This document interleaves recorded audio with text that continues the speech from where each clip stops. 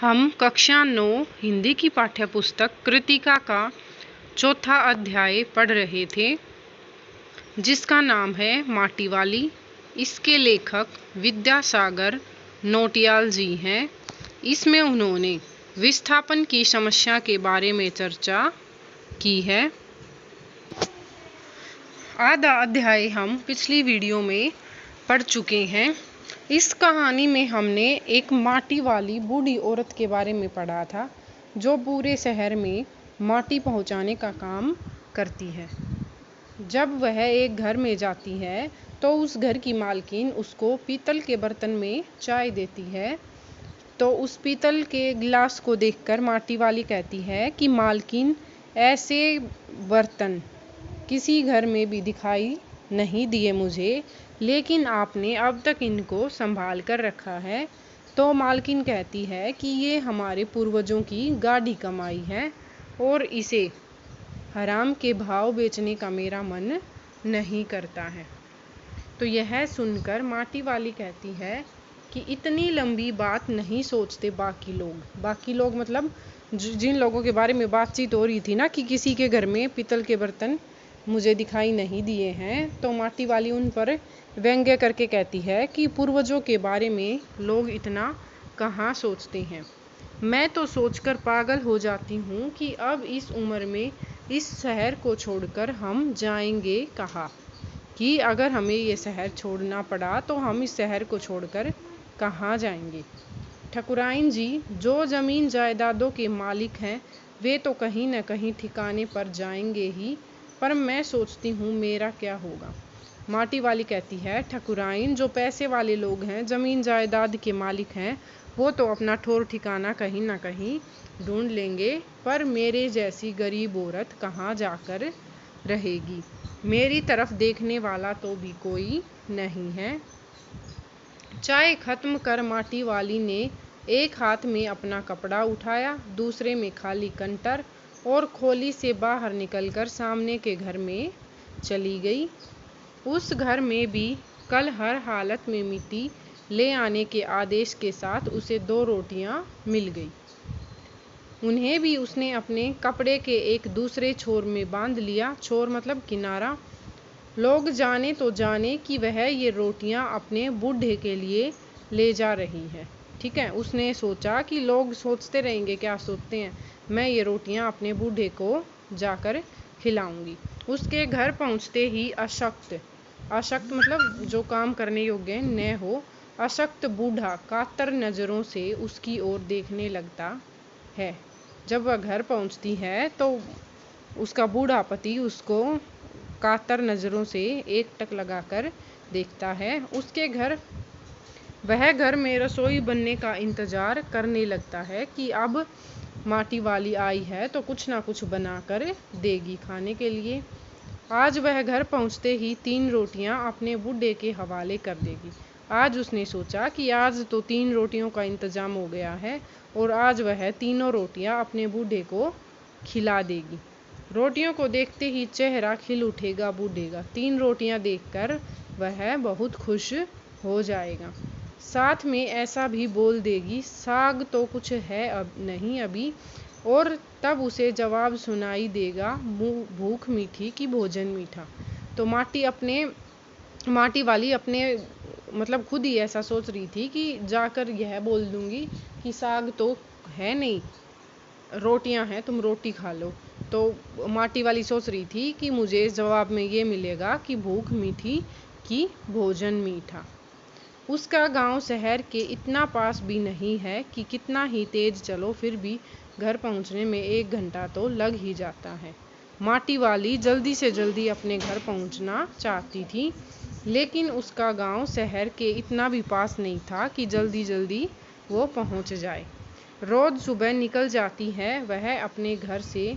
पूरा दिन माटा खान में मिट्टी खोदने, फिर विभिन्न स्थानों में फैले घरों तक उसे ढोने में बीत जाता है। ठीक है, माटी वाली सुबह अपने घर से निकलती, पूरे दिन माटा खान में वो मिट्टी को खोदती और फिर उसका पूरा दिन उस मिट्टी को ढोने में चला जाता था।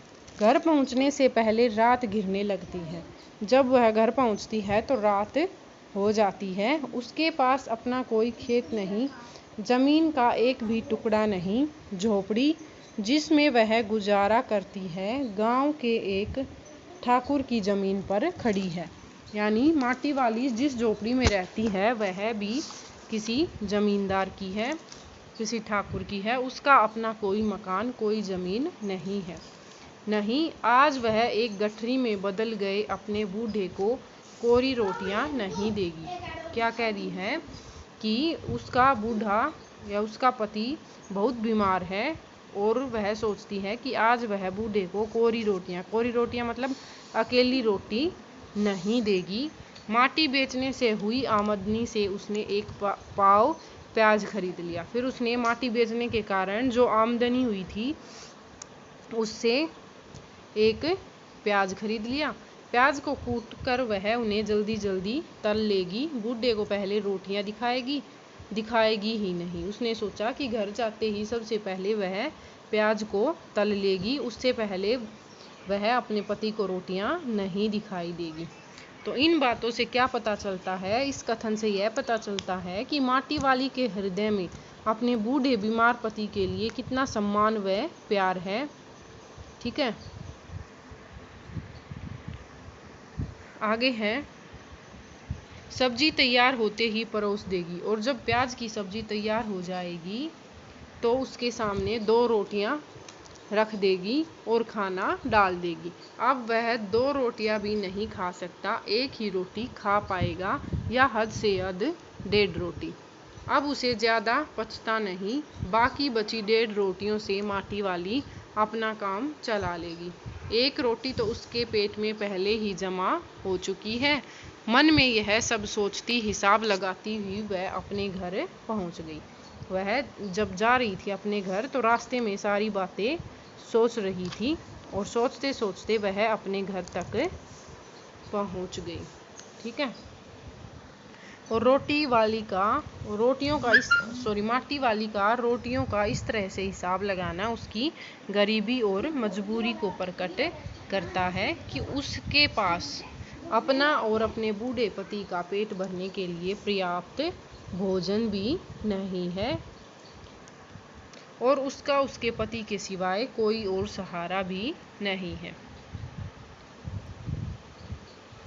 उसके बूढ़े को अब रोटी की कोई ज़रूरत नहीं रह गई थी। माटी वाली के पाँवों की आहट सुनकर हमेशा की तरह आज वह चौंका नहीं। उसने अपनी नज़रें उसकी ओर नहीं घुमाई। घबराई हुई माटी वाली ने उसे छू कर देखा। वह अपनी माटी को छोड़कर जा चुका था कि जब माटी वाली घर में प्रवेश करती थी तो उसके कदमों की आहट सुनकर वह चौंक जाता था तथा उसकी तरफ नज़र घुमाकर देखता था। लेकिन आज ऐसा कुछ नहीं हुआ। ऐसा देखकर माटी वाली घबरा गई और जब उसने अपने पति को छूकर देखा तो वह इस दुनिया से जा चुका था। टिहरी बांध पुनर्वास के साहब ने उससे पूछा कि वह रहती कहाँ है। तुम तहसील से अपना घर का प्रमाण पत्र ले आना।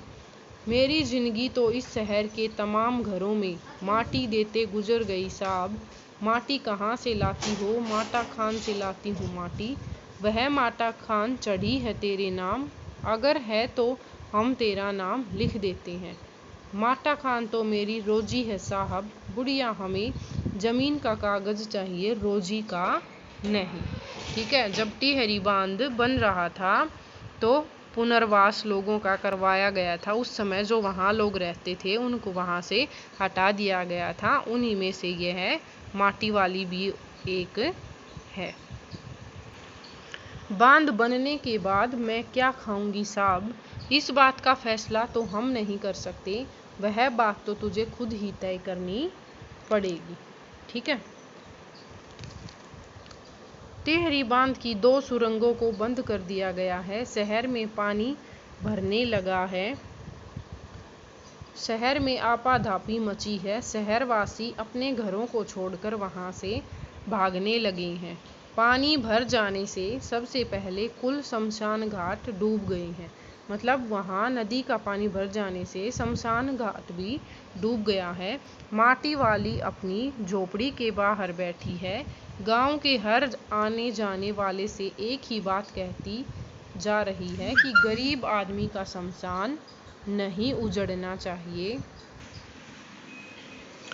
माटी वाली हरिजन बुढ़िया के पति की जब मृत्यु हो जाती है तो टिहरी बांध बनने से सरकारी अधिकारियों द्वारा उनकी झोपड़ी भी छीन ली जाती है और शमशान घाट में बांध का पानी भर गया है।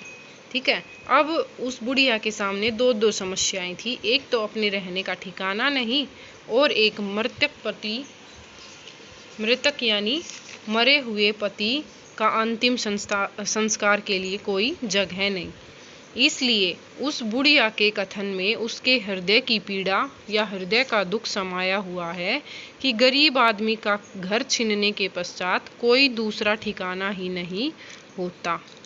ठीक है, तो इस कहानी के द्वारा लेखक ने क्या बताने की कोशिश की है, तो इस कहानी का प्रमुख लक्ष्य टिहरी बांध के बनने पर वहां से विस्थापित होने वाले असहाय और गरीब लोगों की दयनीय दशा का चित्रण किया गया है। ठीक है, अनपढ़ और गरीब आदमी के पास जमीन जायदाद ही नहीं होती तो उसके वो कागज कहाँ से लाएगा। ठीक है, सरकारी अधिकारी तो जमीन के कागज देखकर ही उन्हें जमीन दिलाने की बात कहते हैं। ठीक है, अब ऐसे गरीब और मजदूर लोगों का क्या होगा, इस प्रश्न को उठाना ही कहानी का मूल लक्ष्य है। ये थी हमारी आज की वीडियो और इसके साथ ही हमारा ये पाठ पूरा होता है। वीडियो अच्छी लगे तो लाइक और शेयर करें, चैनल को सब्सक्राइब करें।